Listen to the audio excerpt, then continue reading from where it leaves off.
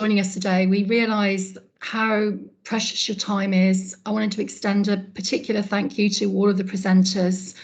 As you know, with all of your assistance, we pulled together a recruitment webinar for mental health services with a particular focus on eating disorders today, and there are many pressures, you know, across our systems at the moment, particularly relating to eating disorders and children and young people, perhaps especially, but then also mental health surge generally, and the real imperative to deliver to the transformation agenda.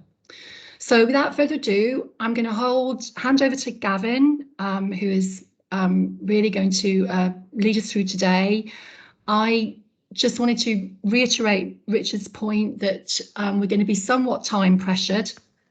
I'm quite nervous about it, and I'm finding it hard to believe that even Gareth Southgate is less nervous than I am at the moment. Perhaps he doesn't have nerves. So we are going to ask everybody to be very sort of to keep to time, and then we'll accommodate questions if we can, but as Richard said, promise if we can't, if you put them in the chat, Daniela, our colleague, is going to pull together a frequently asked questions. So thanks again, everyone, and then over to Gavin. Thank you, Sarah. So let me just introduce myself. So I'm Gavin Lockhart. I'm the clinical lead, or one of the clinical leads for children and young people's mental health across the South East with NHS England. But I need to just say that we've got Joe Halliday on the call, who is the clinical lead within NHS England for eating disorders. I'm also clinical lead for children and young people's mental health with Health Education England across the South East as well. So that's more the hat that I'm wearing today. So as Sarah said, we're really excited to have been able to put together today. Came out of conversations that we're having with systems largely around the surge in eating disorders and what some of the surge planning and workforce planning around that was, and we just felt that it might be really useful to bring everyone together to just introduce some potentially innovative solutions in terms of some of the workforce challenges around surge management. So we're really delighted. We've got a range of speakers. We've got a range of new roles that we're going to be covering today, and hearing about not just the training and the prerequisites and the competencies that they'll come out with, but also some examples where that's really been beneficial in services. So we're hoping that's going to be really useful to you and give you some food for thought to be able to take away. The other thing to say is we will be putting together a resource pack with some additional information that we won't have time to cover today that will circulate to everyone after the webinar. And as Sarah said, we're hopeful that this is going to be applicable not just within ED pathways, but more broadly as well, because some of these roles do cut across.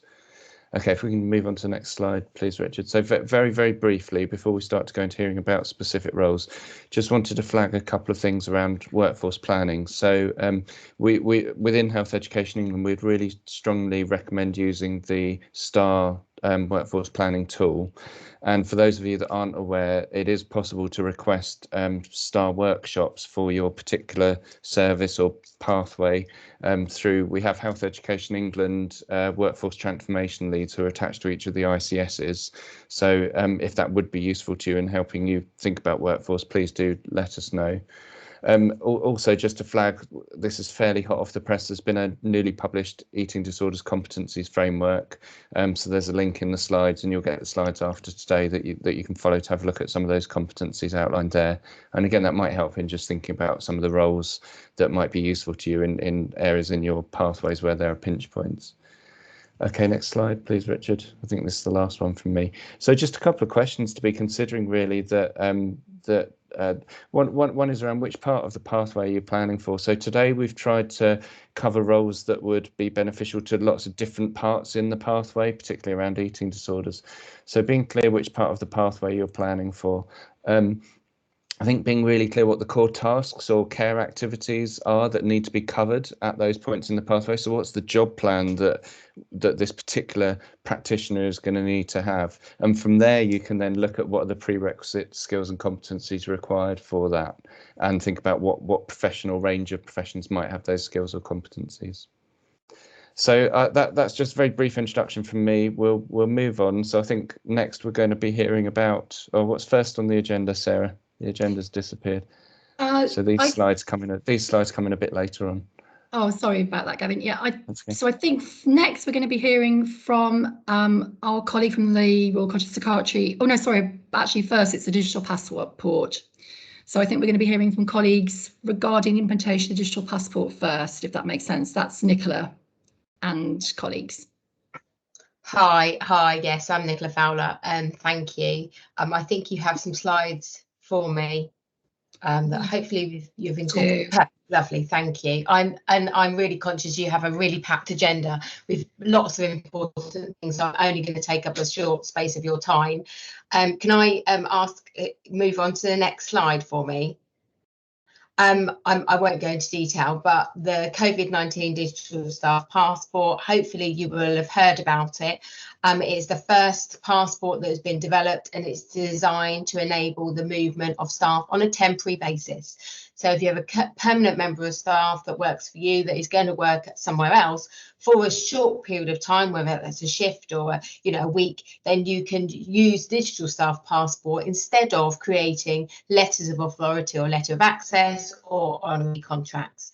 And it's a way in which the individual can be issued with a set of information on their passport, which is held in an app on their phone, and then they can present that to the place that they're going to work at.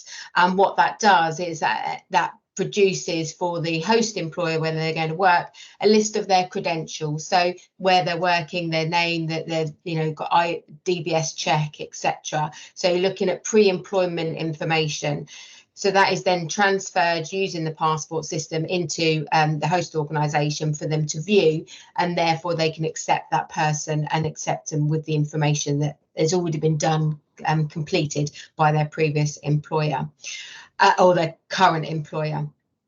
So this is the first step of the digital staff passport. That this is only the foundation, and we're now working on the Doctors in Training passport, and there will be other passports as well. This is available now. It's been available since May, and we have 88 organisations registered with the passport system. If I can move on to the next slide. You can press a video. There's a video for you to watch in that previous slide, so please feel free to. Behind all of the digital staff passport is the legal indemnities and warranties that you'd expect on the licence to attend. So whereas many of you may have been using MOUs to move your staff around, it's all built within the digital staff passport. So it's the next level of moving those staff using the MOU. You can now move them using the digital staff passport. I'll leave it there rather than going into the detail. So next slide. Thank you. So as I said, we have 88 organisations registered, over 620 passports issued, and we have 160 plus verified. And we also have developed a vaccine programme credential. This is not to do with if you've had a vaccine, it's not that at all. It is if you are a trained vaccinator and you're going to work at a vaccine centre, then you can have a vaccine programme credential to enable you to do that. We're working closely with East Lancs on that. And we have a whole range of resources as well that we've been developing. And that just shows you the growth that has happened over the last sort of few months there. Next slide. So I thought it would be useful just to give you a look at what the South East region looks like in terms of uptake. You have within, it's over 2 slides this. So within the Bob SDP, you've got a couple of organisations there registered, so Oxford, Royal Berks and Frimley, and they are able to use the passports. At the moment, they haven't issued and verified any passports, but they have the full capability of doing so. One thing I'll just mention is one of the ways in which people are using the passport is through a clinical network. So if you have people that move, they're employed by one organisation, but work at a number of organisations as normal work. This is not necessarily to do with COVID. Any sort of work, is that they can be issued with a digital staff passport, and that enables them to go to the other organisation they work at and present themselves. And so what has been identified is London and South East, Major Trauma and Burns Network are using it, and also there's a Thames Valley Vascular Network also that are using it. So if you're part of those clinical networks, the expectation is that you will be joining the Digital Staff Passport to enable those surgeons, doctors, clinicians to move using it. Next slide. So just the other half of the southeast, then you've got quite a few organisations in Kent and Medway.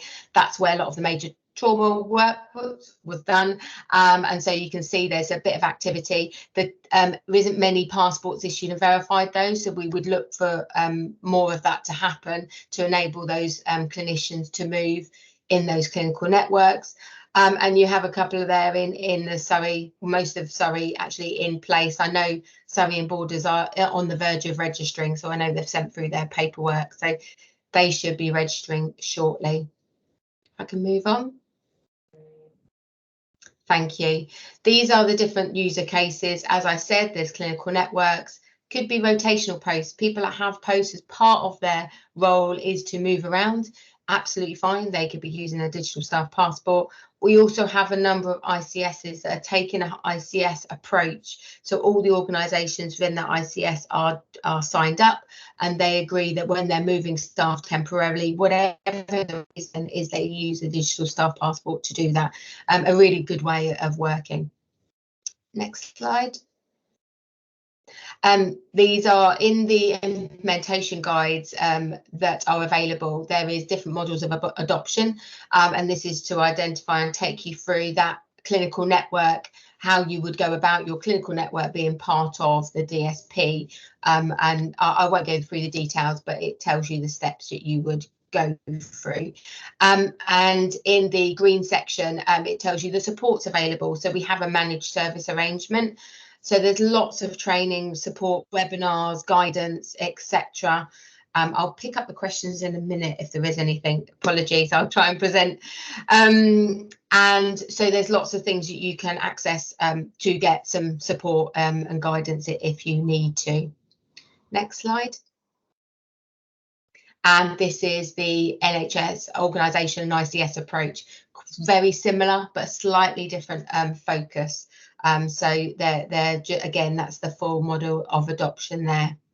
Next slide. This is the guidance material that I was referring to. If you click on the link in blue, second from the top, you will get a download zip file in which you can download all of that. It doesn't cost anything. I've just seen that. No, it doesn't. It's free to you guys. Any NHS organisation, provider organisation can sign up for this. Yeah, all the information on how to sign up for it, what it is, all the marketing material, everything, and it provides you with a tracker as well on how to implement it. I'm hoping the next slide might show you the marketing material. It does, brilliant. So also when you register, that you have also a range of marketing material which you can use with your staff. So you don't have to recreate anything. We've done that for you. So it enables you just to basically pick it up and run with it. And they're all editable as well. So you can put your personal, your trust contact details on there as well. Next slide. This is a list of the support available. So we have, if you're a new organisation that hasn't registered, then we recommend you come along to the registration live event. We will give you an overview of what registration is all about, and you will complete some of the steps part of that session. Then there's IG sessions. There is an IG element of the sign up, so you need to complete that. There is all HR training. There's also virtual tech support sessions. And we are also running some sessions on how to implement and utilise the webinar, utilise the system. This is to ensure that when you sign up, actually, you can turn that into real life working, and actually you can, support your clinicians to move using the system. Next slide. And some of the organisations who have signed up haven't completed the ESR API. And the reason why I mention that is because it saves the HR teams a lot of time if they've implemented it. And this enables you to pull information out of ESR and pre-populate the digital staff passport to create the credential you need. A really good time saving. So for those organisations that are registered, this is the guidance that they can use. I have got it in full as well if you can't read that, so we can send that on. And the next slide. And there is a full information on our website. So please go there and have a look, and you can contact our passport email address for more information. There's lots of information in there really, so please feel free to look at that. That's a really whistle-stop tour because I'm really conscious that you have only a short period of time. Sorry, was there any questions for people like to ask or anything that I can answer? Nicola, that's the quickest I've ever heard you say that spiel. So sorry, but your you. agenda looks amazing and I don't want to take your time, you see, so yes. Thank you. So I would invite anyone who has questions to put them in the chat for me. We are already over time. We're failing at the first hurdle, so I will, if that's okay, ask for questions in the chat, Nicola, and if you can respond to them, and thank you so much for your time today. I know you're extremely busy as well. So next slide, please. Over to Dr. Krimlisk.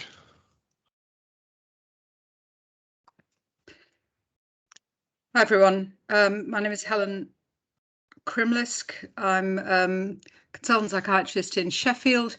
I'm also lead for physician associates in mental health at the Royal College of Psychiatrists. Next slide, please. I'm not going to go into detail about this. You all know the funding problems. But the advantage of going for new roles is, of course, that they're not taking from elsewhere in the system, and that's very much the case for physician associates. Next slide, please. Next slide, please. You've already heard about the HE STAR, found it quite useful to think about how to develop the programme using that, thinking about all the things that need to be considered when you're taking on a new role employed within an organisation or a system. Next slide, please. So this is what I'm going to focus on, but the two main resources down at the bottom there are the Royal College of Psychiatrists, which has a lot of these resources on them. I've just put that in the chat as well, and a workforce toolkit produced by HE on that as well. Next slide, please.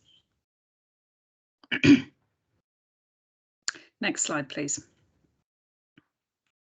So what are physician associates? They're healthcare professionals. They have a generalist medical education. They're often trained alongside doctors at undergraduate level, and they have to work alongside or under doctors, providing care as an integral part of a PA, of a team. They have to work under a dedicated medical supervisor, either a GP or a specialist with some elements of seniority. It doesn't have to be a consultant. It could be a specialty doctor or specialist doctor. But within that, they can work autonomously with the support that they need. They are currently unregulated. They will be regulated by the GMC at some point. Plans are underway. It should be the end of next year. I'll talk more about that in a minute. Next slide, please. There have been training all across the country. All of these are schools that provide PA training. So you should be able to find one near you. Next slide, please. More than 30 courses in the UK, now running courses with 20 to 40 students per year. There are a few originally PAs recruited from the States, but they're very small numbers altogether. The census, which is being undertaken by the Royal College of Physicians, suggests that there are 600 PAs at the moment in the UK and 1,600 PA students, and that's 1,600 PAs coming out into the workforce every year. We don't know how many are working in mental health. We think it's about 40 to 60. We keep on trying to get on top of this, but it can be hard. The college has called for 10% to be working in mental health. There is a managed voluntary register which is maintained by the Royal College of Physicians as a faculty of physician associates there, and I would highly recommend that any physician associates employed by your services is required to join this managed voluntary register. This will be the basis upon which regulation is undertaken over the next year. Next slide, please. So physician associates have undertaken a 2-year a science-related undergraduate degree and have to have a minimum of 2-1, and they then start on a PA program, which is a master's level program. Some of them are masters, some of them aren't, but they're all master's level. That's theory, medical sciences, pharmacology, clinical reasoning, and a large number of placements in acute and community care settings, of which 90 hours, that's an approximate 3-week placement, needs to be in mental health setting. Compare that to medical students, they usually get 6 weeks in mental health setting. So it's less, but it's not substantially less. Next slide, please. This is what they can do, a list of things that they can do. It's easier in some ways to think about what they can't do. And the reason they can't do things on the right-hand side are because of regulatory issues. They cannot prescribe, they cannot sign prescriptions. However, they are what's described as prescription ready. And in general practice, many of them are writing prescriptions, which are then being countersigned by others. They understand drugs, and there will be a pathway to making them prescribers, which is not too lengthy because, as I say, they've done a lot of that work already. Because of regulatory issues, they're not allowed to order x-rays, and there are various things because of regulatory things that they're not allowed to do, which psychiatrists are often able to do. They can't detain, they can't take exclusion reviews, they can't currently deliver ECT. But as you'll see on the left-hand side, there's an awful lot that they can do. Next slide, please. So how to go about employing them? Well, they start coming out of PA school on an inceptorship year, which comes in at band 6, and there's a range of inceptorship competencies that they have to pass. They're not mental health specific in any way. And subsequent to passing that, they move on to a substantive band 7 role. They're advised to have professional indemnity insurance, but that's not a requirement. I would strongly advise that they are required to be on the managed voluntary register as described there. That provides them with a portfolio, and they sign up essentially to doing a range of CPD activities, which supports their recertification every 6 years. I'll just repeat that because people don't always get that. They have to retake their finals every 6 years. That's the way that this group of professionals will be assurance provided on their way forward. As you can see, they have to do a range of things which are very familiar to doctors and are very much what happens in doctors. Next slide, please. I can tell you a little bit about how we did it. We started in Sheffield on this journey about 3 years ago. The initial challenge was winning hearts and minds. That was both of our medical staff, of our nursing staff, of wider multidisciplinary teams, and also the students themselves. We offered placements for students, as I say, many PA schools across the country, open days. We held events for staff in a way that we can't possibly do now. We put PAs into our trust workforce plan. We had conversations with the medical education and HR support because they didn't understand them initially. And we found people to support with the interceptorship and teaching programme. It's a great job for an interested SPR, but it could be taken on by others as well. And of course, in time, will be able to be done by PAs themselves. Next slide, please. This is the sort of education support that they need. I've divided it into 3 different things. There's the trust-led thing that any employee would have, the mandatory training type of thing. There is, on the right-hand side, a medical education-led programme which familiarises them with mental health in general, or more specifically, if you want to go more specifically than that, because they have a relatively limited knowledge of mental health before they come up, but they can be trained up. And as I say, we've got that led by interested higher trainees in psychiatry. Because they need to retake their finals every 6 years and therefore have to maintain their generic competencies, we found it very valuable to work at place, and our PAs in mental health, PAs in general practice, and the PAs in the acute trust all meet on a regular basis to deliver CPD to one another to maintain those generic skills. And then they have to have regular supervision. That has to be with a doctor, so in this case, usually a psychiatrist. It's not as onerous as it is for a trainee in psychiatry. It's monthly, and it's very much expected that that should be part of the MDT as well. We've given them a study budget because we think they need one in the longer term, but that's not a requirement. Next slide, please. So what we've done in Sheffield, we recruited our first 4 in 2019. We put them on the older adults and adults wards because that's where our greatest need was. As time has gone on, we've expanded into LD, rehab, PQ, and now into community recovery teams. I don't have any direct experience of recruiting in eating disorders, but I've already had inquiries locally. I think liaison psychiatry and mental health is another area where they'd be very well suited to. Our funding was initially through a postgraduate underspend, but they're now through operational budgets, and that has to be the way forward. Next slide, please. College position, we've got strong residential support for PAs in the workforce.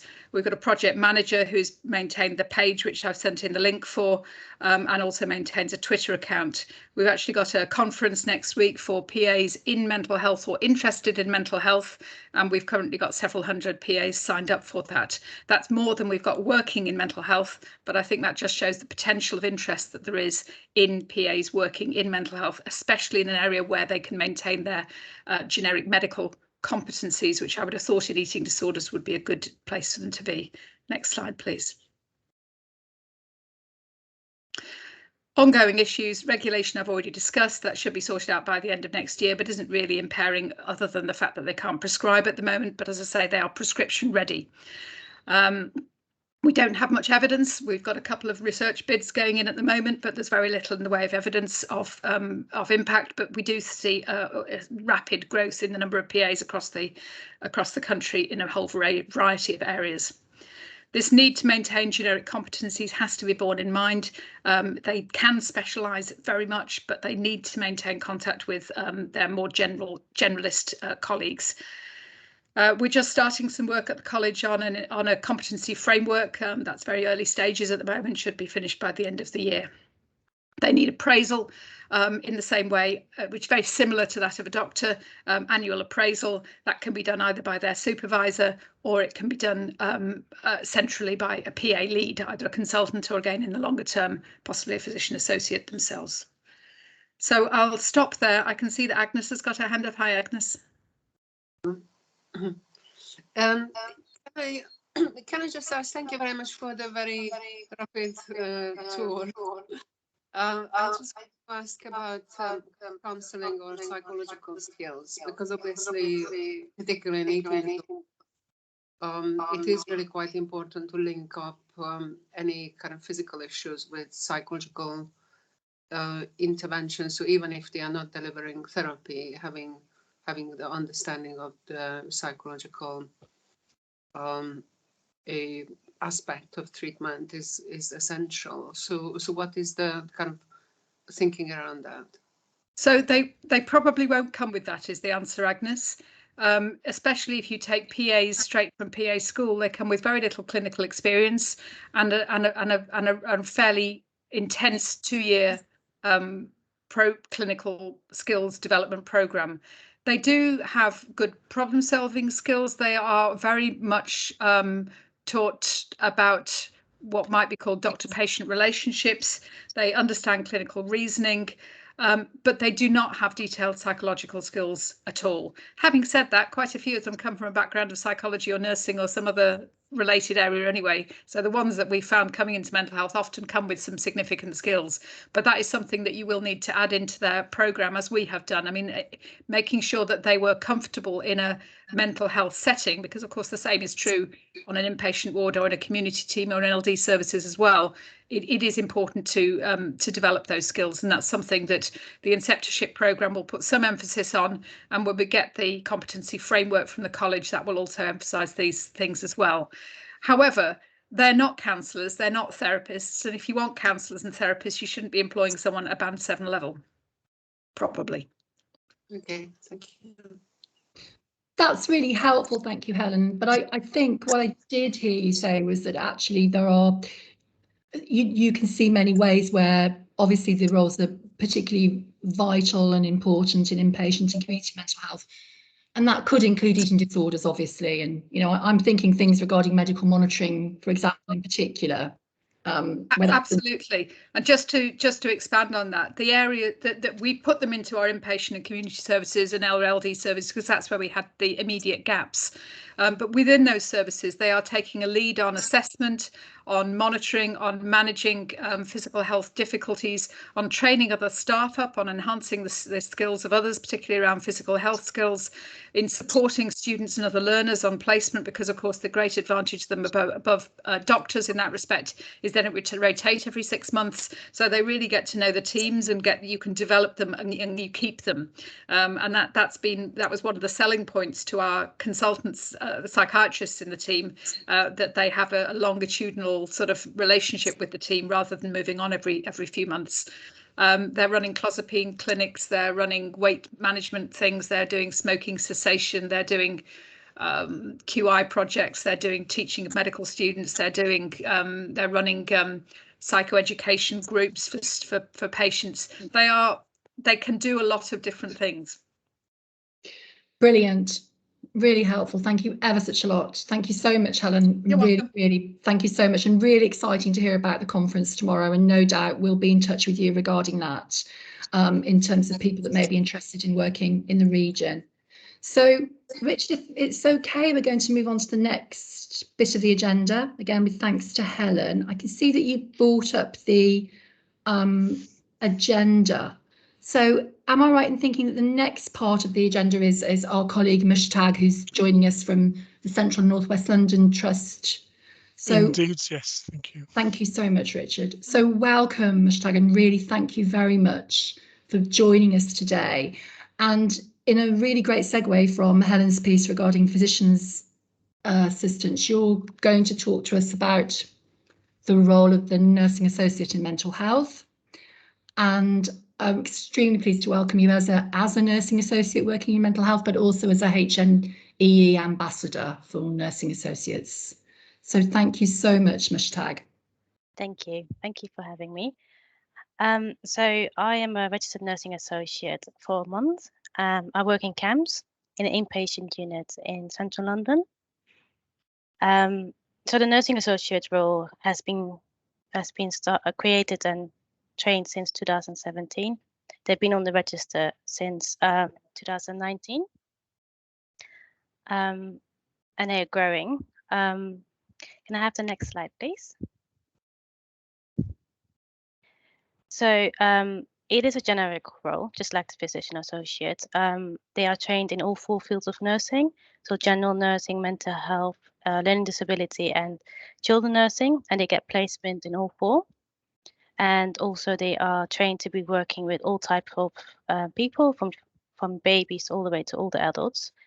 And I think the advantage of nursing associates that work in mental health is that they have a very good foundation in physical health, so you get a best of both. In mental health specifically, depending where they work, but they can do initial nursing assessments and mental state examination, especially in crisis home treatment team.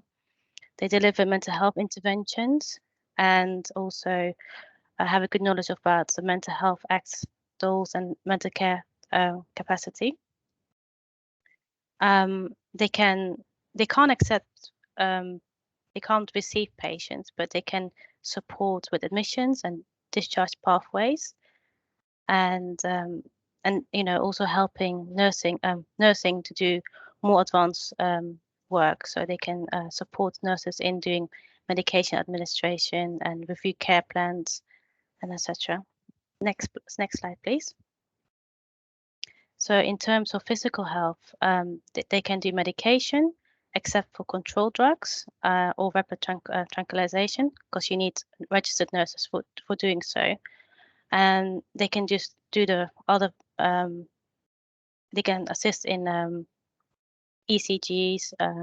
They are trained up to do wound care, which is quite helpful in mental health, and also venipuncture, which mental health nursing in the past were not actually trained on until recently. And they also promote public health as well. In terms of eating disorder, they can also assist in NG feeding. They can't administer NG feeding, but they can help with calculation. Next slide, please. So in terms of person-centered care, they can deliver crisis and collaborative care plans, not necessarily with supervision, but as trainees. And also they can assist in other nursing interventions and work as an associate key worker. And also they can assist in the holistic approach of engaging people with social activities and do risk assessments, and in ensuring that, because the beauty of the nursing associate is providing a holistic care. Next slide, please. So in terms of leadership and team working, so as a registered nursing associate, I can become I can be supervisor to student nurses and trainee nursing associates. And also, once you become a registered nursing associate, you can continue with further training. So in some trusts in general hospitals, they are trained up to do IVs. But in mental health, it depends on trust as well, and on their policy. They supervise the development of support workers who are band 2 and 3. Even though they do tasks delegated by a registered nurse, but they also can be shift coordinators, and they also have autonomy as well. And they can assist in ward rounds, CPAs, and professional meetings. Next slide, please. In terms of performance, so they can write CPA reports, documentations. They can't do tribunal reports, but they can assist in audits and complete KPIs, and again assist with admission and discharges. Next slide, please. Regarding shift coordination, so even though they're not the nurse in charge, but they can be the shift coordinator for the shift, so they can delegate tasks to nurses and support workers, and liaise with other staff, MDD staff, and support induction for new staff and bank staff, and also just in general helping patients and carers, visitors. Next slide, please. Oh, so that's not my slide anymore. So yeah, so that's my presentation. I will answer the questions, but I have a meeting at 1 o'clock, so just bear with me. I'll come back. Thank you. Brilliant. Thank you really very much, Michelle. That's so helpful. Thanks, and really good to hear about the various ways that nursing associates can support the work of the MDT, and particularly pleasing to hearing about supporting patients in a holistic approach. Obviously, that's really important. So thank you very much, and look forward to seeing you again when you come back after your meeting. Thanks very much. Okay, so I think, Gavin, we are back with you now, if that makes sense, I believe. Yeah. It does, absolutely, yeah. So I've just got 2 slides, and then we've got a video from University of Exeter that we're going to watch. So we were really keen, as I said earlier, to think about the whole pathway, and a really core part of helping people to recover from any type of mental health difficulties, but equally true of eating disorders, is the therapeutic offer that they have. So we wanted to include some. So have we found the slides, Lucy, or if not, I can run them from this end. Slide 8, Lucy. That's super, thanks. So just in terms of workforce expansion, so there are some recruit to train opportunities. So that comes with salary support and funded course fees. So it gives you that opportunity to expand services. I know a lot of services have maybe had some extra investment around surge management. So this is one of the opportunities that you could utilise with that. So within Children and Young People's IAPT, there's a systemic and family practice for eating disorders pathway, and we're going to see a video about that with a bit more information in a minute. There was also a CBT for eating disorders pathway as well. It's currently mothballed because just the demand historically hasn't been that high, but we've got a meeting, national meeting in the next couple of weeks to look at demothballing that so that can run again given the current surge. They're all 1-year programs. The expressions of interest normally go out to services around May time, and then there are January cohorts for both of those courses. Those courses are typically open to people with core professions, but might have some options around multi-professional entry routes, and some of that varies a little bit by HEI. As an example, the British Association of Behavioural and Cognitive Psychotherapy, the BABCP, have a list of core professions that they would recognise for entry into CBT programmes. So we can have the next slide as well then, please, Lucy. Thanks. So the other bit we just wanted to mention is about upskilling existing workforce. So this comes with funded course fees only, but doesn't come with that salary support or any backfill. So within adult, there's the psychological therapies for severe mental health problems courses, suite of courses within which there's a CBT for eating disorders pathway. There's a dialectical behaviour therapy pathway, both of which are 2 years, and there's a whole team eating disorders training. So we put the link for that in the slides. Within children and young people, so this is something that we fund more within the region. So we've already funded dialectical behaviour therapy training for services across the southeast to access. We're currently in the process of getting costings and identifying a trainer for family therapy for eating disorders and family therapy for bulimia nervosa. And we have already run 2 waves of training around ARFID for our CYP mental health workforce. But if there's demand for that, that's something that we could consider again if there's sufficient demand and we've got the funding available. So I think we've got a video now, Richard, Lucy, from Exeter about the about the Systemic and Family Practice for Eating Disorders course.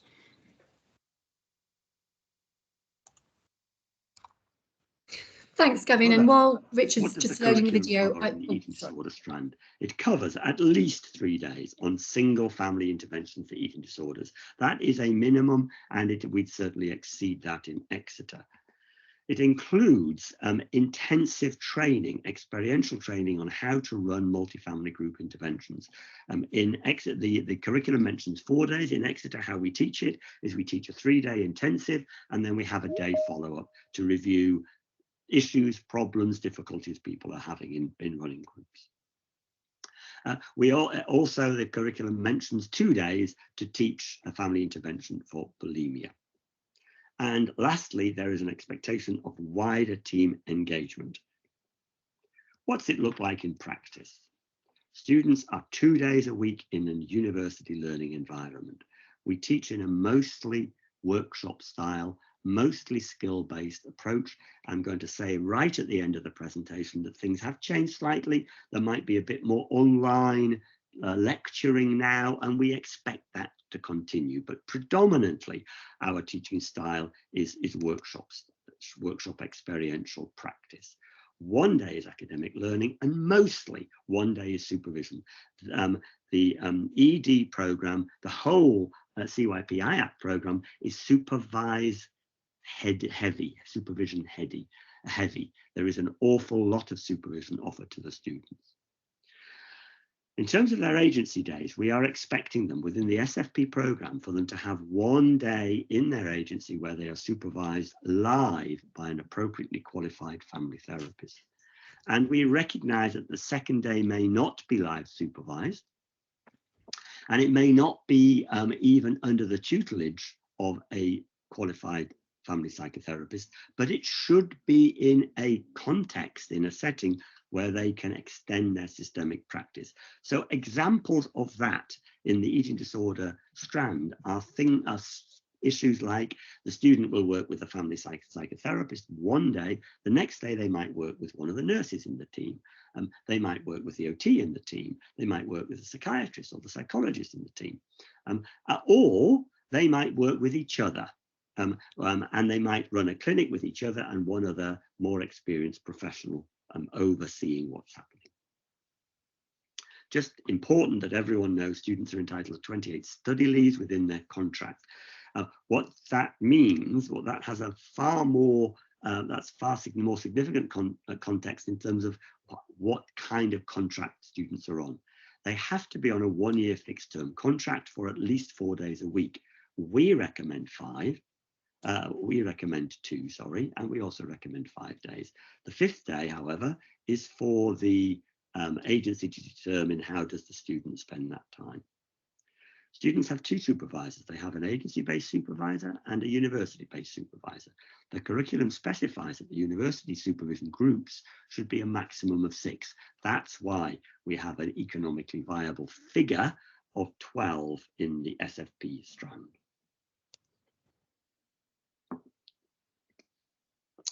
Recruitment.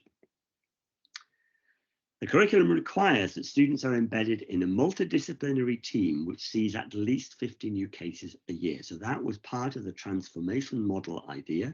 That was part of the idea that these students are going to be additional staff members in time who can be part of the community ED teams. A suitably qualified family therapist has to be available to supervise the students. Candidates should be from a mental health related profession, have experience in some sense of a multidisciplinary team. They should know something and have experience of children's mental health and some experience of working with families.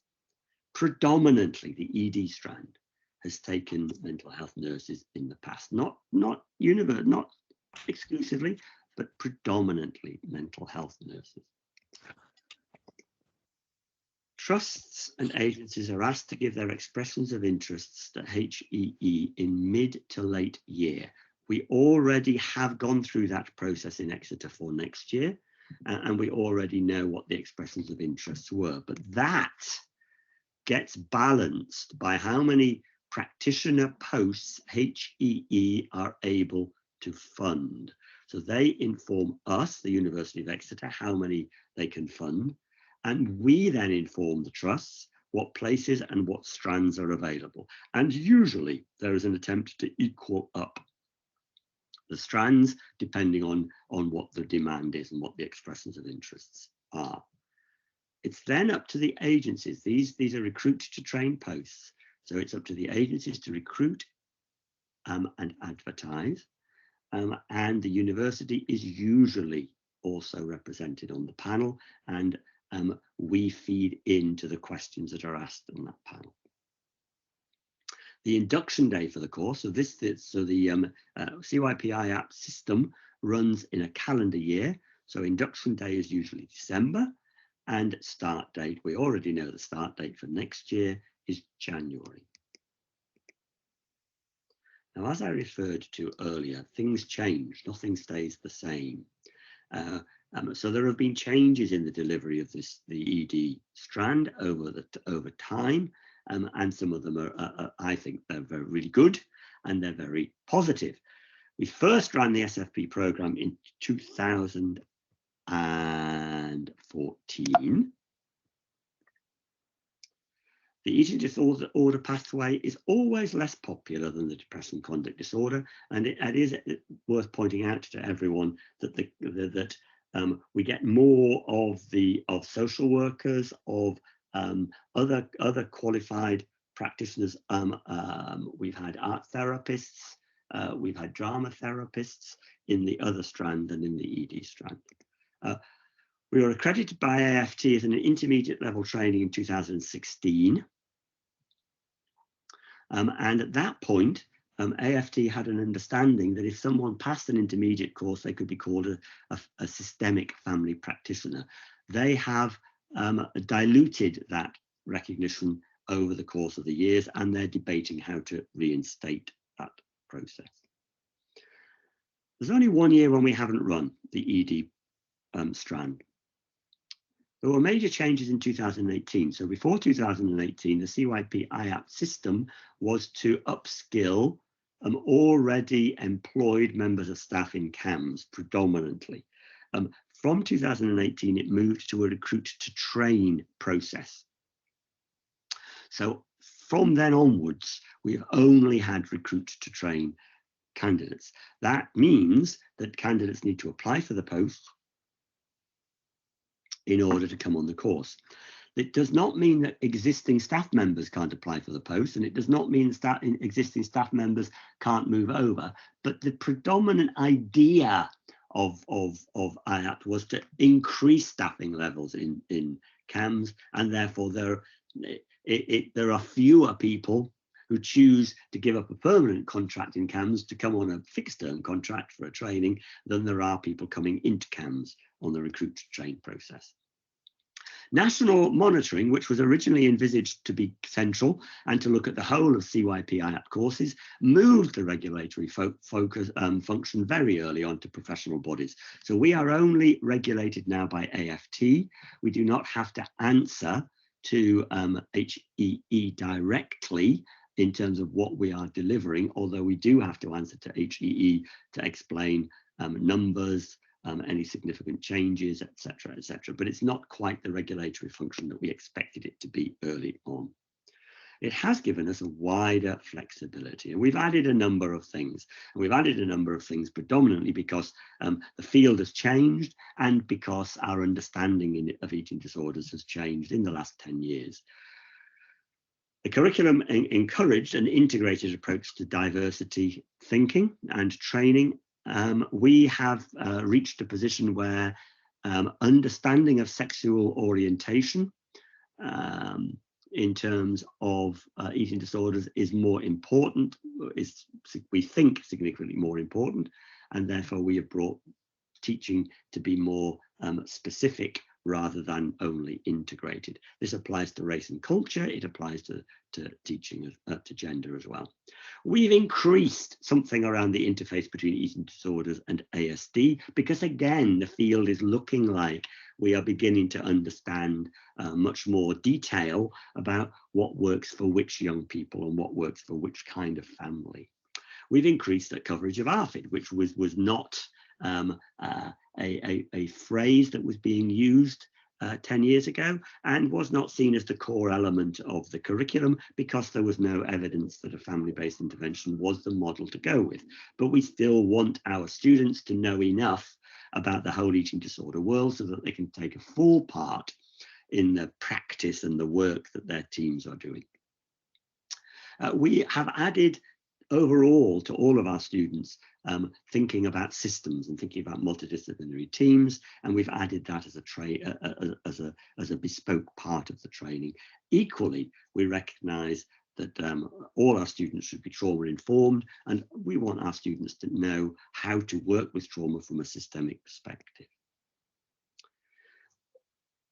We made a decision about 2 years ago to bring all our ED students into the teaching for ABFT, attachment-based family therapy.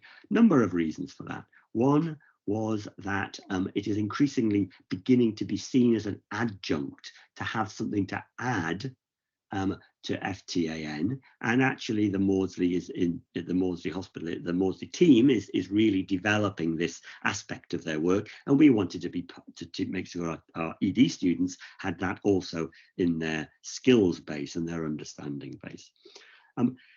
That links to the whole point that we actually also need to spend time with our students thinking about the wider picture. We know that family-based interventions for eating disorders are very effective for around 60% of the young people that we work with, but we know we've got to do better for the other 40%.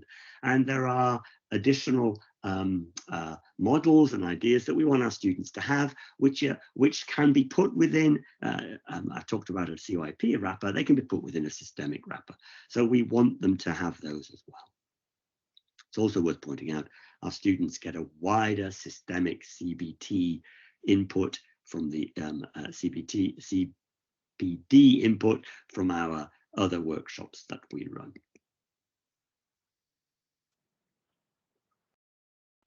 Okay, thank you. Gavin. Hi, Richard. Hi, will we hand back to yourself? It's absolutely fine. Yeah, I think that was it for that section anyway. We've had to cut the video a bit short, but these slides are embedded in the slide deck that we'll be sending around. So there's a bit more context in those slides, and you can see the bits that we've just clipped at the end. Gavin, that's really helpful, thank you. I'm assuming that colleagues, because obviously we're hearing quite a lot about patients of all ages in all sorts of services waiting for psychological therapies at the moment, and some of the impacts of recruitment issues there. I'm assuming that as colleagues are pulling together, you know, their eating disorder recovery plans and also further iterations of base for planning in terms of the NHS plan. Colleagues can seek advice from Health Education England regarding access to training courses and numbers commissioned across the region. Would that be a fair point? Absolutely, Sarah. Yeah, and it's probably just worth saying that across the region we've got a scoping, a 3-year scoping, I think 2 or 3 year scoping that's led by Rob Smith, who's part of our education commissioning team. So that's out at the moment. So if you are thinking of any of these roles, it's useful to return that to Rob so that we've got some forecast or indicative figures that we can engage in early conversations with the national team about funding for. Okay, Sarah. Richard, I know we're running over time a little, and I'm hoping we can pick up some slack in a bit, but I did just want to bring Agnes in briefly because I know Agnes has had her hand up for a while. Is that a new hand, Agnes? Yes. Did you want to Yes, come thank in? you. Yeah. Just wanted to check with Gavin because you mentioned that CBT training was mothballed. Is that specific to CAMS or is that across the age range? Because we have No, a so major... that was specific to the children and young people's IAPT programs, Agnes. There just wasn't a huge uptake, and the universities have a minimum cohort size for it to be viable. But I think the national team are recognising that there's this surge in ED at the moment, so we're looking to try to move that forward to be demothballed. I think part of the conversation also needs to include things like RFID in terms of whether the curriculum needs evolving a little bit in light of what we're currently seeing out in services. I mean, it's hugely relevant, obviously, for adult eating disorders. So is there a plan to do it across the age range? Because so it is already included in the psychological therapies for severe mental health problems in adults. So that was on the second slide that I put up at the beginning, which is around upskilling. So it is embedded in that. Okay. Really helpful question. Thank you very much, Agnes, and thank you very much, Gavin. And just to stress everybody, we're pulling together a resource pack with all of the relevant information, which we will circulate following the webinar with questions and answers as well. Okay, so back to you, Richard. Sorry, did you want to take us to the next part of the agenda? Yeah, thank you. So we'll move over to Leslie and Taylor's from the who's going to be discussing pediatric and adult acute liaison posts. Thank you, Leslie. Thank you, Richard, and welcome, Leslie and Sarah. I've got to unmute myself. You've just muted yourself again. Nothing like wasting time. Sarah. Hello, hi everyone. So we're going to talk about the paediatric liaison post that the All Age Eating Disorder Service in Kent and Medway have recruited to, just to give an overview of kind of why the post came about and the current job description that we're working towards.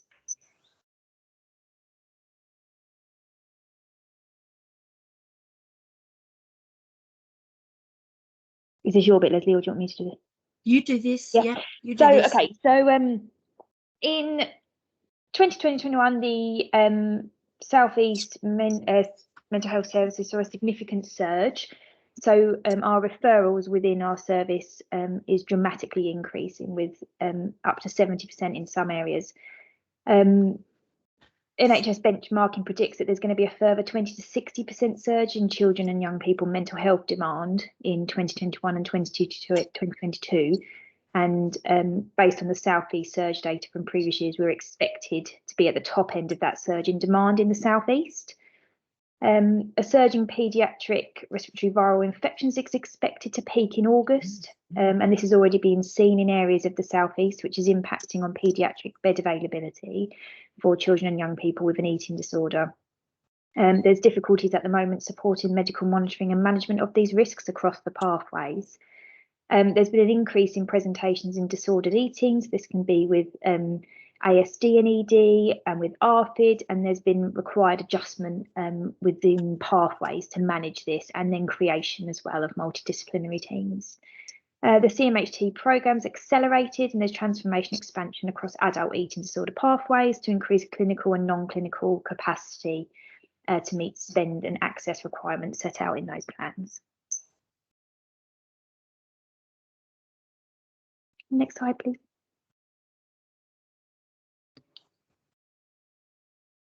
questions?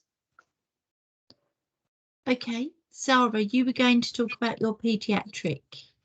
Yeah, my post. slide here. Or... No. I'm wondering if perhaps we've just got the order a bit wrong. Do you think, Richard? I don't think so. I just don't think they're in the pack, sadly. Oh dear, sorry about that. I must apologise, everyone. Sarah, Leslie, did you want to, without reference to the slides then, did you want to just give us some key headlines and we'll make sure that we circulate them? Sarah, you talk about your paediatric liaison role on Red Board, and then I'll quickly talk about the Band 6 posts. Yep, no problem. So we were interviewing for Band 6 specialist nurse posts within our service, and we interviewed a lady who had significant experience working on a paediatric ward, and within her interview discussed a wish to join up services, so paediatric care and eating disorder service care, and from that and with the increase in demand that we're experiencing as a service and the surge of referrals that we are making to acute hospitals for assessment by a paediatrician, it was identified that there was a rationale for a specific paediatric liaison nurse role within our service. So the aims of this role was that there going to be more liaison with the acute wards to offer support and guidance due to the current pressures, because what we're seeing at the moment is our acute care colleagues having presentations on their wards that are very complex, are very new. So us being able to support those patients and our colleagues with this unprecedented time felt really important. Our aims with this role is to increase eating disorder specialist clinician presence on the wards, with reviewing and assessing children and young people weekly, face-to-face, who have been admitted onto an acute ward for physical health concerns. We've been thinking about creating patient and parent information leaflets of what children and young people and families and carers can expect from an acute ward admission. So our paediatric liaison nurse has been doing work with the individual acute trusts to produce that material, so that that's very clear from when a patient is admitted.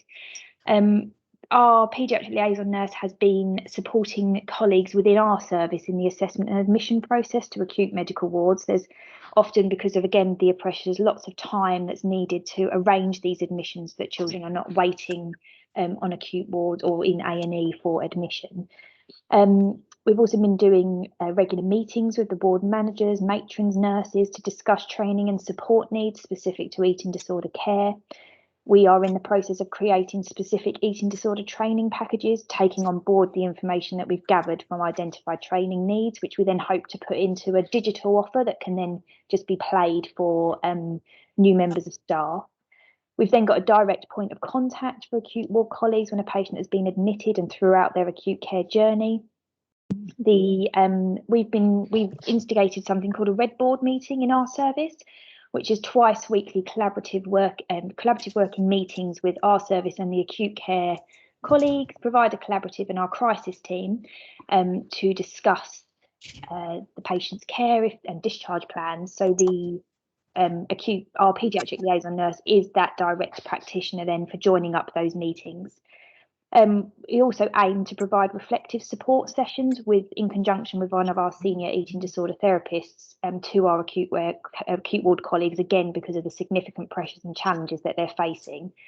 We also have been able to set up marzipan working groups, so to help embed the use of marzipan within acute wards. And this is something that our paediatric nurse, liaison nurse, has been able to take forward. And again, some of the acute hospital trusts have CAMS meetings, again, because of the increase in admissions, and this can aid the joint up care with regard to joining up all of the services. So our specific paediatric liaison nurse is paediatrically trained, just to answer one of the questions in the chat. Really helpful, thanks. That's really, really helpful. And I know, Sarah, we've been having some extraordinary ED forums earlier today, and would I be correct in thinking that yourself and Leslie, you may have job descriptions which you'd be willing to share perhaps with people that are on the webinar today? So this is a kind of work in progress in terms of the job description for this role, because it came about through our the person who we interviewed expressing an interest. So we're kind of writing the job description as we go along and as we identify what the needs of this role are. And then what we hope to do is then transfer this into a formal job description again to have the same process for adults for acute care as well. So certainly in due course, when it's completed, more than happy, but it is a work in progress at the moment. That's I think the other thing, Sarah, is to support this. We've actually got the Band 6 mental health liaison post, which has got a banded JD, and we can share. So from that point of view, what we've done is a CCG, we have funded non-recurrent funding across Kent and Medway acute hospitals for a Band 6 to have a mental health practitioner with paediatric experience, or to actually be developed from a paediatric point of view, so that she's the single point of contact for the CYP and the patient, and promotes patient flow, the family, the ward staff, doctors, liaises with A&E, and also with the crisis team and the eating disorder paediatric liaison post, so that actually there is only one point of contact and she holds it all. And if unfortunately you do have to special children and young people on the ward, she also coordinates that too. So that is certainly available if people want to see that job description. Leslie, that would be really helpful, I think, particularly picking up on some of the conversations we've been having in the extraordinary forums today. And that's a really helpful summary. And apologies again about the slides, everyone. We'll make sure that we send them around later with the packs. Agnes, I can see you have a question. Shall I just bring you in very quickly? Did you want to ask, or is it is that a new hand, or is it? No, it's just a new comment for information. I put it in the chat box. So the marzipan guidelines will be reviewed and replaced, hopefully by the end of the year. So we are working on that with the college and with the National Collaborative Center for Mental Health. So just to give you the heads up, and I'll let you know when we're closer to publication. That's lovely. Thank you very much for that, Agnes. That would be really helpful if you can. Okay, so Richard, how are we doing with the agenda? Did you want us to try and squeeze in a small break? Yeah, so I've got Charlie Cooper has got one slide to read to first. Charlie, if you're able. And then after that, we've definitely got time for a 5-minute comfort break. That would be lovely, thanks. So thank you very much, and thank you very much, Charlie, for putting this information together for us as part of the context setting for the session and the remainder of the webinar and what has gone earlier. Yeah, no worries. And I've just contacted Sarah because she very eloquently read this slide for me, and I just sort of caught the end of it. So sorry if it's going to be a bit of repetition, but yeah, so just in terms of the context of the eating disorders aspects of the webinar, I know that those working in the eating disorder services will be acutely aware of the ongoing challenges. But just in summary, in some areas we've seen around a 70% increase in referrals in the South East, and the number of overall treatments in children and young people's community eating disorders teams has increased by around 35%. And you know, running alongside this, adult eating disorders caseloads have also significantly increased. And despite increased funding to support workforce expansion, we've seen significant challenges in recruitment. And understandably, the pressures experienced throughout the pandemic have led to some challenges around retention of the workforce. We're seeing increased demand and complexity acuity across all parts of the pathway, from primary care all the way through to inpatient settings and step down into the community. And particular challenges throughout the pandemic have been felt in supporting medical monitoring and management of risk across the pathway. And as mentioned previously, that NHS benchmarking predicts that a further surge, particularly in CYP eating disorders cases, of up to 60%. And in the South East, we're expected to be at the very top end of that surge, and I'm sure those numbers will be reflected in adult eating disorder provision as well.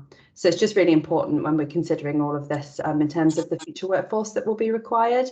And I think that this webinar will be really supportive in terms of how to think a bit more creatively about current and future workforce needs to meet these demands. But yeah, that's all. Unless Jo, did you want to add anything to that? Sorry. Just that within the community mental health transformation, there's a huge number of new posts, I think, that have been outlined in the proposals. All the proposals have included eating disorders as an area of priority. So one of the real challenges, which is why we're all here today, is thinking about, you know, where that new workforce is going to come from. So hopefully today we'll start that process in terms of some ideas and thinking about the full range of posts that might be worth consideration. Thanks, Charlie. That's really helpful, Jo and Charlie. And I do think we may have a couple of slides regarding the community transformation in the slide deck. But if not, we will make sure we send them out again with the full slides and the resource information. So, Richard, you want us to have a quick comfort break? Is that okay? Yeah. So we've got a bit of time. Do we want to do a small Q&A session while we've actually got time on the agenda, or go straight to a comfort break? Shall I suggest we go straight to a comfort break and we then come back and pick up where we're at with the agenda, and then also have some time for some Q&A, if that's okay. Is that all right? Yeah, so if everyone can come back for 13:17, please. Lovely. Thank you, Richard. Thanks very much. Thank you.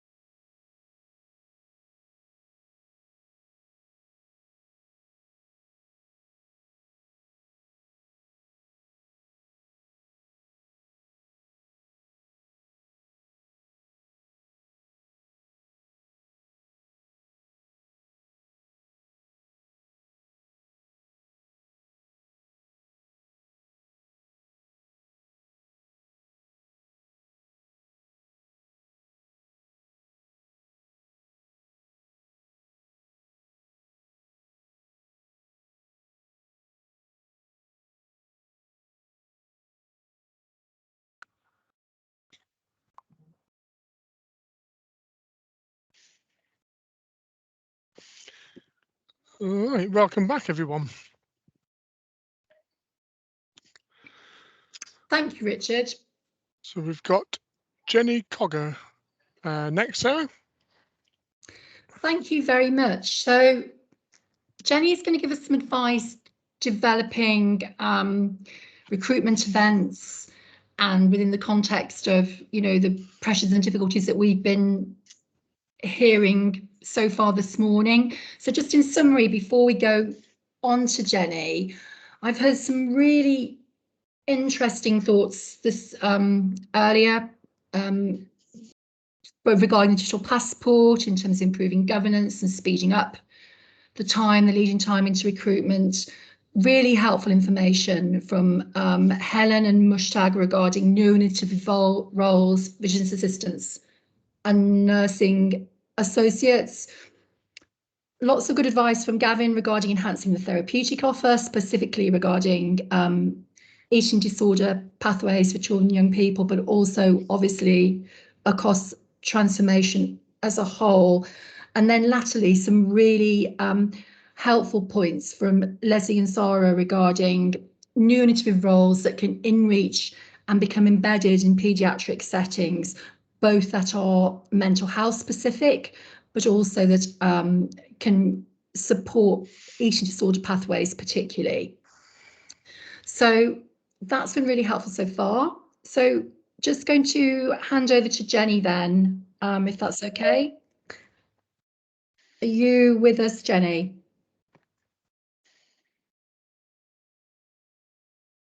Are you on silent, Jenny?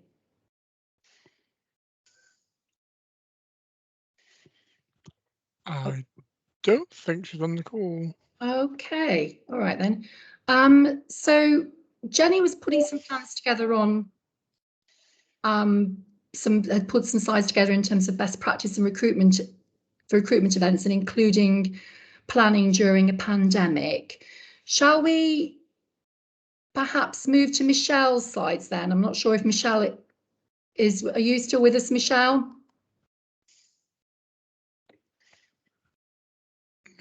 Michelle's on mute, but she's with us. Sorry, yes, I'm here, sorry. That's really helpful. So if we slightly rejig the agenda, Michelle, you very helpfully provided some slides together for us on pulling together workforce plans, and I know that you've been very instrumental in terms of supporting the phase 4 planning process in relation to workforce planning. Did you just want to talk us through some of the key learning points that you've pulled together in some top tips, if that's helpful? Yeah, that's fine. Sorry, I just kind of taken another call because I thought I'd been bumped, so I've just said sorry about my that. apologies. That's okay. Hello, I'm Michelle. I work as part of the South East Mental Health team. And Sarah asked me to put in some top tips for workforce planning. So I'll just have a little caveat that actually I'm sure most of you on the call probably have more experience than myself in terms of workforce planning. So I thought I would just slant this more in terms of my learning in undertaking this piece of work. So if I can have the next slide, please. So what does workforce planning involve? So it's about generating information, analysing it to inform future demand, and translating it into a set of actions that will develop and build on existing workforce to meet that demand. And there's two types of workforce planning. One is around hard workforce planning, which is about numbers, so predicting how many people with what skills are going to be needed, and soft or strategic workforce planning, which is about developing a strategy and putting those numbers into practice. And to be honest, probably the soft workforce planning is the more useful than the hard, because actually what we know is people are not really going to necessarily do exactly what we expect them to do. So it's all very well kind of putting your numbers in place and kind of trying to develop trajectories, but as people we will always have our own ideas on what we want in terms of kind of working within the NHS or outside of it. So the next slide, please. So in terms of the stages of workforce planning, hopefully you can see the slides here, but I'll just kind of read them out to you. So the first is about understanding your organisation and its environment. So that's really about when you're thinking about planning for your workforce, it's thinking what is your organisation trying to achieve? But also you probably have lots of lessons learned. So if you have tried recruiting to positions before and it hasn't worked, you don't necessarily want to kind of do the same thing again. So it's really kind of bringing all of that together before you even start in further recruitment or of staff. The next stage is about analysing and your current workforce and the potential of your workforce. And this is the bit that I've really been working with system leaders over the last couple of weeks in essentially undertaking a mapping exercise of all the staff employed within, so we work specifically on IAPT, mental health support teams in schools and community mental health transformation. So exactly which staff are employed, their band and the organisation that they're employed under. And if they're not NHS staff, what the equivalent band would be. So if they were in a local authority organisation or in a voluntary sector organisation. And then looking at the kind of long-term plan development, what the potential workforce needs to look like in order to meet the long-term plan requirements, but also actually under COVID, where the surges in demand have been for mental health. So kind of referring back to eating disorders, we know that there has been a big surge in eating disorders and disordered eating, and therefore you may need to kind of reassess your workforce within those services. The next bit is around determining your future workforce needs.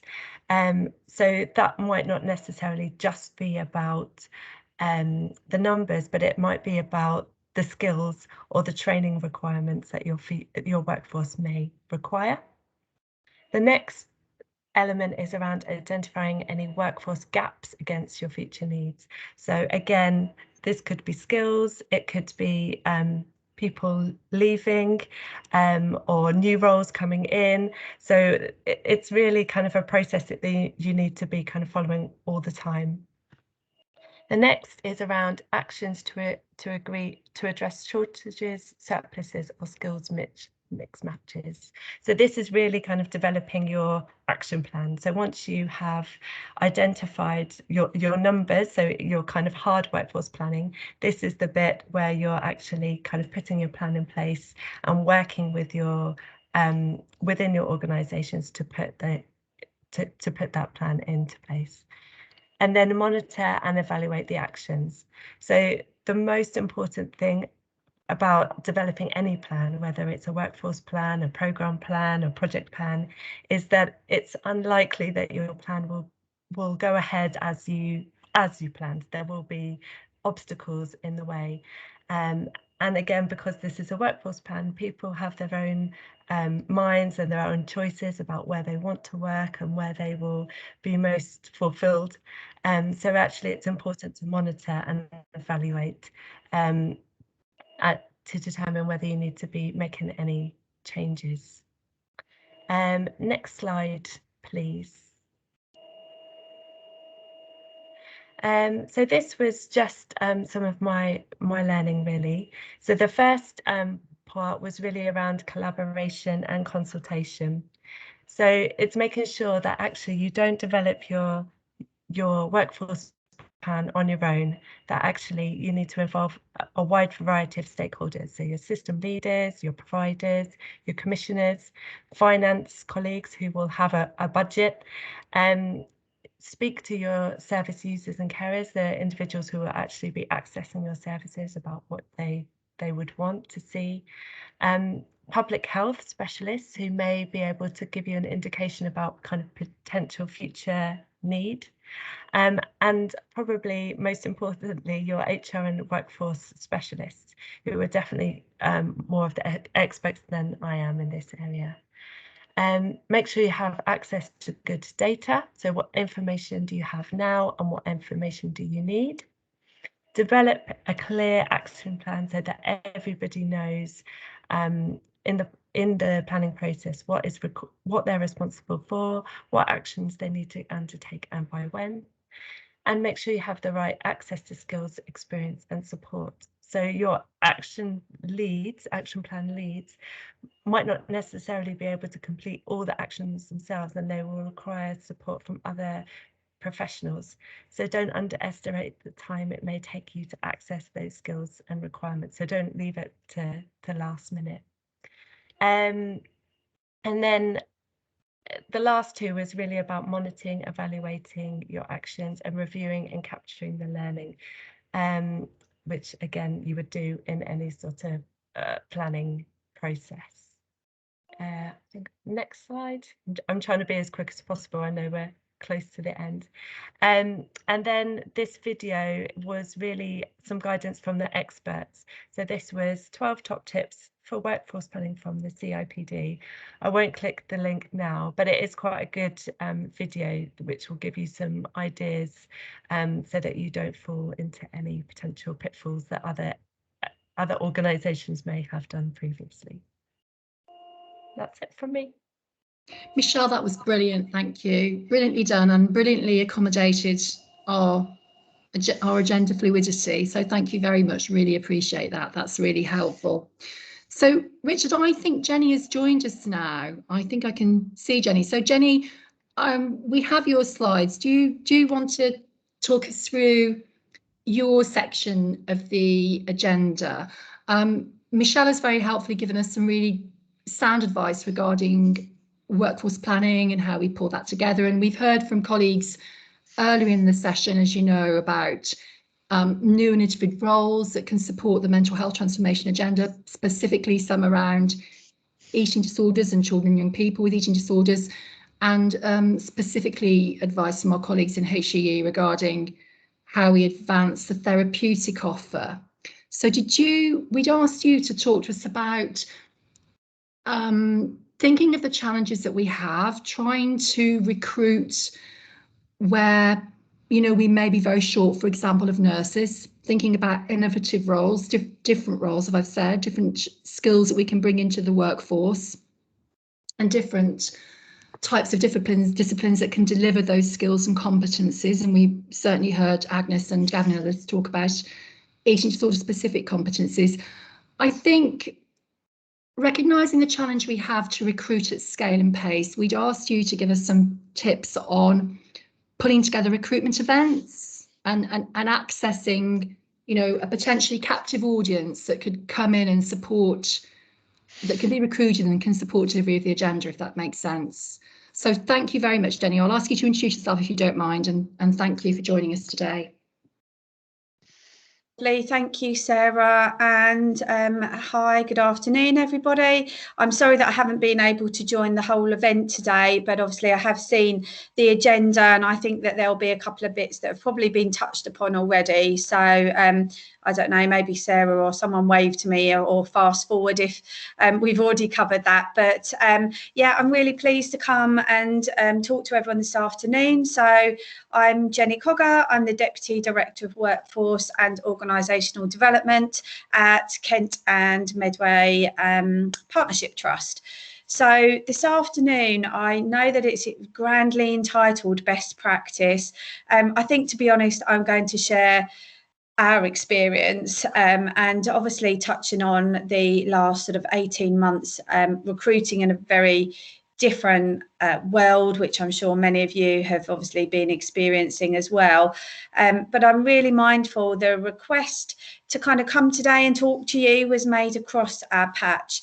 And I'm aware of a colleague in our community mental health team who has also undertaken a huge amount of recruitment in terms of being the lead employer for the COVID vaccination programme. So I did pick her brains a bit as well, and some of my slides latterly will just sort of share their experiences as well. So I'm not saying that I've solved the world, so please, I'm not professing to be the pinnacle of all of this, but I just wanted to help share some of our journey and top tips. So just on to the next slide then, really, I'm going to take us through a bit of a journey. So recruitment events then. So before COVID, if we can all remember that period of time, obviously we had undertaken many open days, as I'm sure many others had. We looked at the opportunity to offer interviews on the day. So we didn't want people to sort of go away and then have to complete an application form, not know what jobs are available, sort of just go away, not really with the full picture. So we held events that were on site. Just a bit of background to KMPT. We operate across the whole of Kent and Medway, so a large geography. We have 3 main hospital sites. So we looked to rotate our recruitment events around those 3 patches. So being Dartford in the north of the county, Maidstone in the middle of the county, and then in Canterbury covering more of the east of the county. And I think what was key for us, as I'm sure others find, is people don't want to talk to an HR person at one of these events. They want to speak to people who are doing the job. So from that perspective, it's very much involving our clinical teams and them championing, them talking about their experiences of what it's like to work at KMPT. So during COVID, we didn't stop recruitment. I don't think the presentation is stuck. Suzanne, I'll come on to the now in a minute.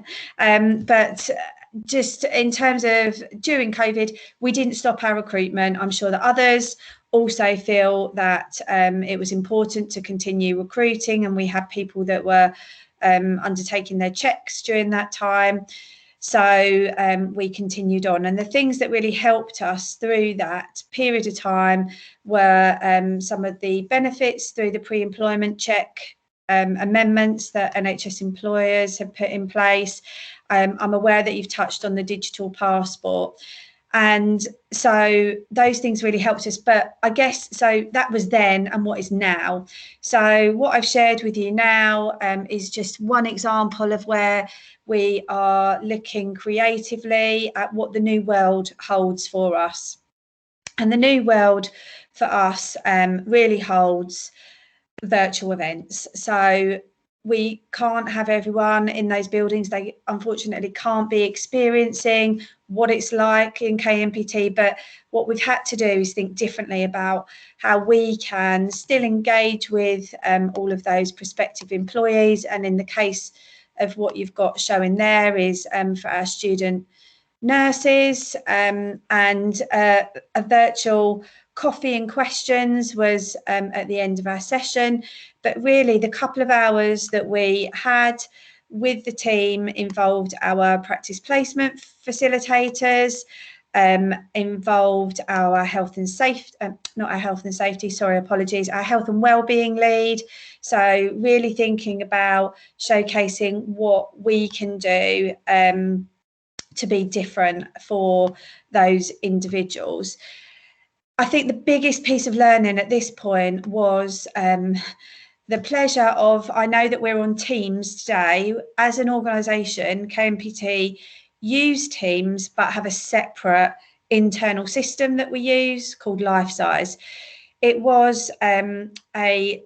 is a challenge that other external parties can join our events through LifeSize, but it's downloading an app. It's a different, people usually have Teams or Zoom or something already set up because of the period of time where everyone was engaging differently with friends, family, work. So one of our other departments actually had engaged and purchased a Zoom for business sort of kind of setup. So for us, it was about just making sure that we used really the technology that we thought would be most engaging and most helpful for the people that we're trying to attract. So we used Zoom, had really good feedback from that, which was obviously really positive. And we, in terms of positivity, so 46 newly registered staff were appointed from that event. We did attract some people from London. So I guess just picking up on one of the comments in the chat at that point, cost of living is equally an issue for us. I think it also touches on Suzanne's comment underneath about international recruitment. International recruitment is something that we've just started to embark on ourselves. We have had NHSEI monies to support us in this. And I haven't got an answer to the kind of cost of living element. Accommodation is absolutely something that we know is really important. And from our geography, in effect, if you live sort of down by the sea, you either have to travel a long way or you kind of jump into the sea. There isn't anywhere for people to go. So the things that we're doing at the minute, just to touch on that, accommodation and cost of living element, is to think about how we work as an STP. So pre-COVID, we just embarked on a discussion about how we can use accommodation more collaboratively or collectively rather. Anything from some of our acute colleagues had utilised student accommodation that was available. We've looked to secure our own contracts with private housing associations. I don't think we've cracked it either. Excuse me. But I think that that is absolutely something that we should try to do together. I know I haven't got very long and my slides are going a bit further. So I like the idea that Liz has put in, absolutely working with the Housing Association to develop key worker housing. I think that's something that as a Kent and Medway patch we'd be looking to absolutely do as well. So I said we attracted people, 46 newly registered were appointed, which was fantastic, and that's just one example. So the slide that's up there now is sort of what's next, really.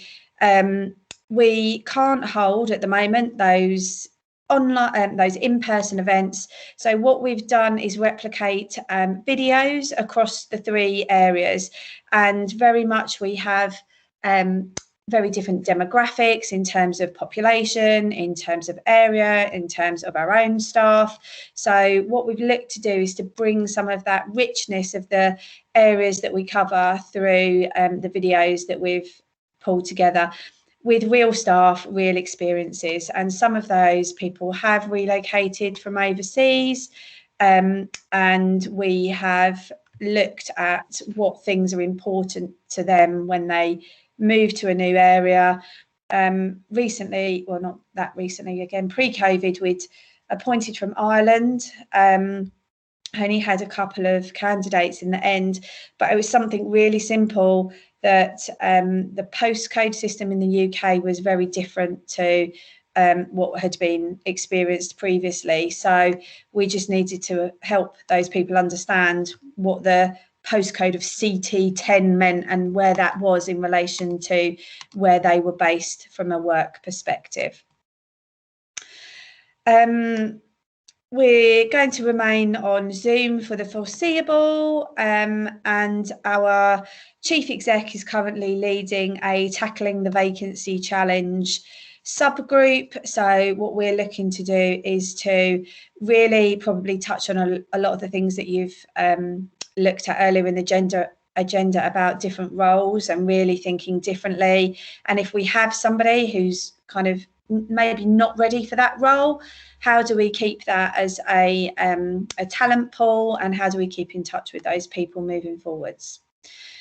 So I think it would just be helpful. I just wanted to share a little bit on the next slides about Kent Community. So some of you might be aware, but as I intimated earlier, KCHFT in effect recruited what felt like a whole other organisation, a whole NHS trust to support as the lead Covid employer. Just a bit of context with that, during that period they received nearly 4,500 applications. They shortlisted just under 2,000 people and interviewed and appointed just under 2,000 individuals to the bank, 1,700 people to the bank. All of that was achieved in a 4-month period, sort of from December into March, and there is some recruitment that's still ongoing for those. They also attracted an additional 1,500 internal people who have been Covid vaccination trained and also joined the vaccination effort. So I know there was a bit of a kind of call to arms at that point, and I think that's probably some of the benefit, and that's how they've completed some of that. But thinking about what we do for the future with those people, some of those people might have been furloughed, some of those people were made redundant. How can we keep as many of those people within the NHS? And maybe just to pick up a little bit on Gavin's point there about benefit schemes, we do have some of those. We have, from our health and wellbeing element, we do have a number of relationships with gyms. We have a lot of people within our own organisation who've shared things that are sort of free Pilates sessions that are online, anyone can access, and we continue to promote those things as well. So how can we really keep that enthusiasm of the people that we've recruited through COVID into the future? I guess the last slide that I had was really a summary of all of that, and I know it's been a bit of a whistle-stop tour, but in terms of the last slide around final thoughts, I think my top tips, if you like, are to use as many forms of communications as you can to attract. I know that obviously social media is a big part, and not just thinking about Facebook, but Instagram and other portals that that we can think of. It's just so important to have our clinical teams to be part of that. As I said before, people don't want to speak to HR people, they want to speak to people that are doing the job. Obviously, notwithstanding, there might be some HR people who are looking for jobs as well. And of course, we would speak to them during that point. The use of an accessible media platform, that's really my reference to Zoom, and making sure that it's something that people are able to access really simply. And I think something that we got some really good feedback, as I said, we included the health and wellbeing agenda, and maybe that's some of the employment benefit schemes for the NHS. So really showcasing what we are about as an NHS employer. So having that virtual event as being wider than just the jobs that are available. And I suppose the last thing is just having the recruitment team ready and keyed up.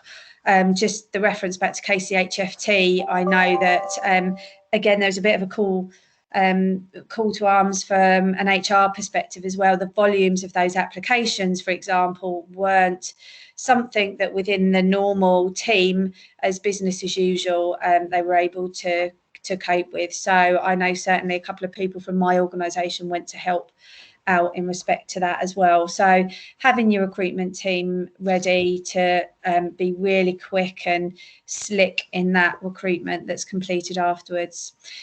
So I'll pause there. Hopefully I haven't gone too much over time. I am really happy to share, and if there's anything that people do want to contact me with afterwards, or if you want me to be a conduit to see if there's anybody in KCHFT who might be able to join or join up with, I'm really happy to do that as well. But for now, I will be quiet and I'll pass back to Sarah. Jenny, thank you so much. That's really been so helpful. And, you know, as you know, appreciate very much the call to arms in terms of vaccine delivery, but we are not in a dissimilar position in mental health in terms of a call to arms. So it was really good hear your advice and your top tips. And a point I took from Michelle's presentation earlier was obviously regarding the importance of clinical and managerial leads in systems working with HR leads in terms of developing the plans and moving them forward at scale and pace. So that's been incredibly helpful. A number of issues, as you saw in the chat, regarding cost of living and opportunities in terms of supporting accommodation, perhaps, but then also the point around international recruitment.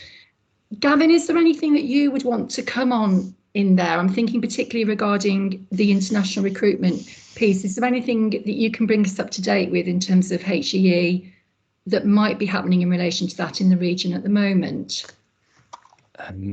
No, I think we've got Anna on the call, Sarah, so I'm wondering if Anna might be better, but I don't want to put Anna on the spot, but she might be better placed to comment on that. Hi everybody. No, I'm not aware of anything, and of course recruitment to training programs is what HEE would be responsible for, but actually not the recruit itself. Thank you, Anna. So perhaps if I take an action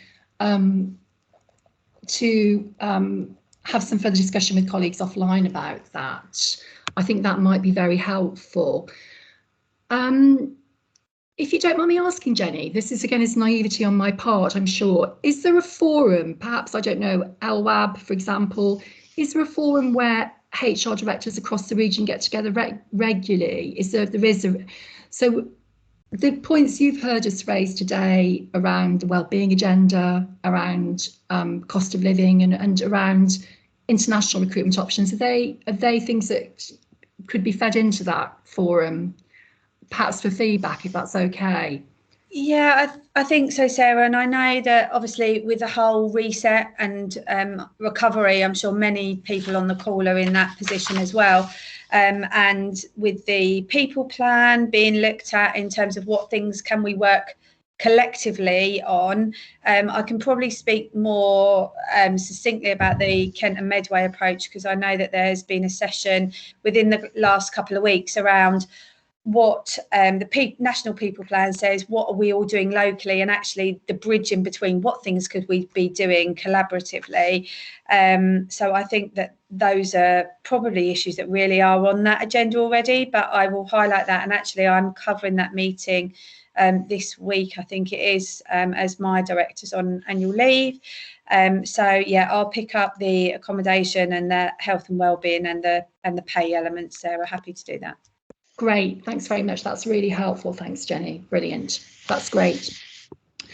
Lovely. So I can see Gavin's got his hand raised. Gavin, did you just want to come in there? Thank you. Yeah, I just want to say, I mean, I think we need to acknowledge the enormous work that you've done, Sarah, in pulling today. We're really grateful to all the speakers because it's been fairly short notice, and I think it's reflected in the comments how incredibly useful all the presentations have been to people that have been able to join us today. I think we need to recognise you've been an absolute powerhouse in pulling it together, Sarah, so we need to thank you. I think we also need to thank Daniela and Richard and Lucy for support behind the scenes and not so behind the scenes today, Richard, because actually this couldn't have come together without them all. I mean, we're really hopeful that it's given you a flavour of some innovative recruitment solutions. That was the intention for today, with a particular ED flavour, but some of the things that you've heard hopefully will be applicable across other care pathways and parts of your services too. I think the bit that we also need to remember, which we started to tip into at the end there around recruitment. So how do you actually attract people into the service in the first place? The other side of that coin is how do you keep people? So let's not forget that bit in terms of retention, and particularly when we're facing surges, we know that might be a time where staff are particularly overwhelmed and more likely to leave in droves. So really making sure that everyone's attending to retention as well, and just picking up on themes in terms of what does lead people to stay or leave, because there might be some things that are within your gift to do. So there's no point coming up with innovative recruitment solutions if then those new staff are going to be leaving in a year or two as well, because you just end up in the same boat that you started in. So it's just a plea really to be thinking about both sides of that recruitment coin. It's really helpful though. Thank you very much, Gavin. It's a point incredibly well made, and I know that will be something that colleagues will be wanting to think about as they develop next stage of their plans. Did you? And we did hear, Sarah, we had a really great example, actually. There's a monthly meeting that we have between NHSE and HE across the South East, all age mental health meeting. And we had a really great example the other day where there was a service that had set up a rotation, gone back to the old rotation system where staff could rotate in and out of working in inpatient and community services, because they noticed that when people left community, they were going into inpatient. When people left inpatient, they were coming into community. So creating that rotation opportunity was just a solution to keeping staff in the system. That's really helpful. Thank you. Really helpful feedback. Thanks, Gavin. And sounds definitely a very attractive proposition. And when I've heard rotation spoken about before, I've always heard it referred to as well as something that actually supports development of best practice in terms of, seamlessness, community and inpatient environments. I can see Joe's got a hand raised. Did you want to come in, Joe? Yeah, just briefly, Sarah, just to echo Gavin's comments of thanks really to everyone. And I was thinking along similar lines to you, Gavin. I think for me, there's 3 areas in terms of next steps. There's training and kind of workforce planning. Then there's the kind of recruitment element, and then there's the retention element. It's sort of 3 target areas. And I think we've kind of touched on bits of all of them today. But I suspect there's kind of more work that we could do within those areas. I guess one area that I think it would be good to follow up on and think about together is the sort of workforce planning for those kind of core professional groups, in addition to the kind of new and more innovative roles. So thinking about working with professional bodies and thinking about increasing training places and opportunities and how we do that. And I know some of that work's already happening, but I'd be really welcome some more thinking around that, so that we can look at what are the gaps in the existing workforce across our region and how can we kind of link with HEA, HEE and the kind of training professional bodies as well. That's really very helpful, Joe. Thanks ever such a lot. Really helpful comments. I just wanted to say, actually, I thank you so much for the compliment, but I really do have to enormously thank all of the speakers today and all the people that have pulled the agendas together as well. Yourselves, obviously, Joe, Gavin, but obviously also Richard and Daniela and Charlie. And I made a bit of a joke at the beginning about me being as nervous as Gareth Southgate, but I think Richard and Michelle were somewhat more in the Gareth Southgate role during the course of the session. So huge thanks to them. Thank you very much. So do we have any sort of, I'm mindful that we have a very small amount of time left. Do we have any very mindful that we're going to get complete slides out to everybody with the resources that we've been putting together? Are there any burning questions that anybody would like to ask any of the speakers, or Gavin or Joe or myself or anyone? And if there aren't any burning questions, I can't see any hands raised. I'm just going to suggest that we perhaps have 6 minutes of time back, if that's okay, which I'm sure is greatly appreciated. So thanks enormously, everybody. Huge thanks for your forbearance. Apologies the slide glitches, but brilliantly handled, Richard and team. And many thanks, everybody. And look forward to continuing to work on this agenda with you and pull together some next steps, as Joe has suggested. I know my colleague Lila has some particular thoughts regarding how we move the agenda forward. So we'll no doubt be hearing more from us imminently, if that's okay. And thanks a lot, everybody, and have a pleasant afternoon.